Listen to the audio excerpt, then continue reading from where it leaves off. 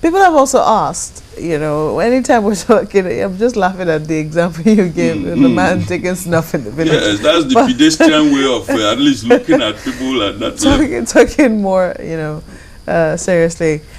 People talk about, getting the views of the ordinary person. That ultimately, it would seem that it's still going to be a class of people that will represent even the poorest of the poor. That not everybody can come to the table, but how is it that the views of the market woman, the woman or the person, the least in society will get heard? You see, Mokwe, you know very well as I do. Even in history, revolutions are never led by poor people, even if the end product is designed to benefit them. Because somebody has to articulate the views of the motley crowd down there. You understand? Down there, there is noise and cacophony.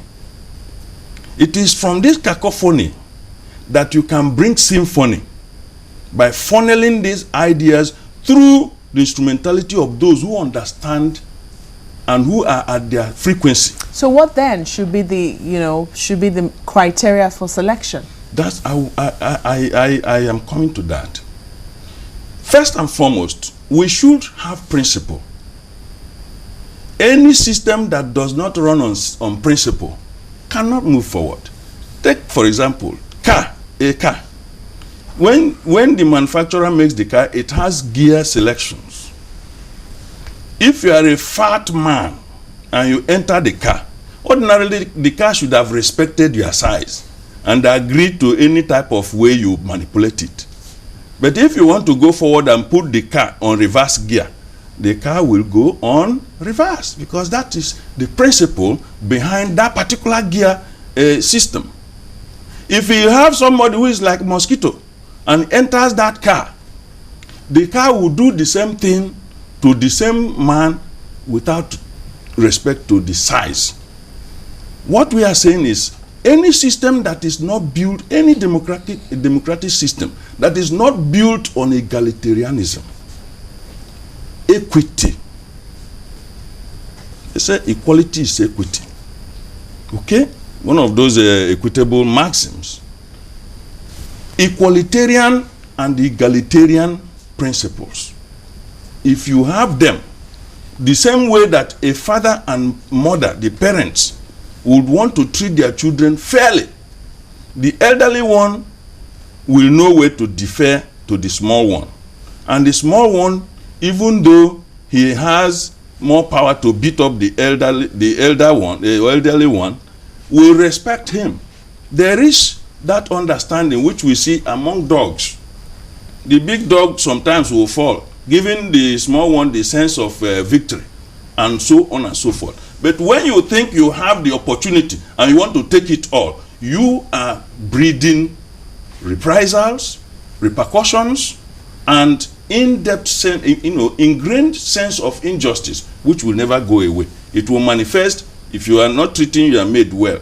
The maid may not confront you, but you can take it out on your children when you go to work. You can even organize kidnappers. These are small ways of teaching you that life is not like an expressway. You understand what I mean? So, if, for example, the people, the ethnic groups or some states that are enjoying the largesse from our national patrimony think that it is going to continue like that by breeding some kind of violence or distractions, nothing is permanent. Let them go back to yesterday. There were some people from other areas who enjoyed certain things, but today it's no longer like that. The children of so-called slaves are now in control. The ones that they said they were the princes didn't go to school because it was suffering. Teachers were beating them. So the system has reversed. So the elderly ones who are today encouraging injustice should do everything because their own time is limited. They are sowing a seed of discord for their own offsprings. Again, exactly. Haven't talked about. So basically, to answer your question, I believe that the way to select people will be, you will have 6 political zones now. Like I said, principle, equalitarianism and egalitarianism. If you do that, you have 6 geopolitical zones. If you decide that maybe 40-40 or 50-50 or 100-100 from each zone, that 100 you give specification. There has to be a mix of these people, not because you want to reflect those people in the villages. They don't have to come.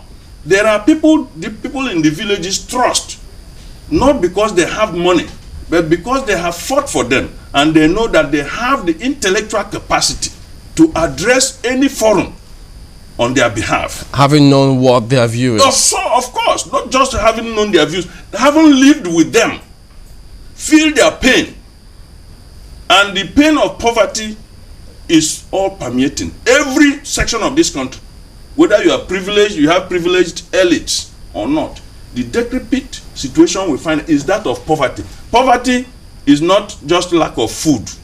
It's the one that is walking with 2 legs. Have you seen poverty walk on 2 legs? The time is not here, I would have described it.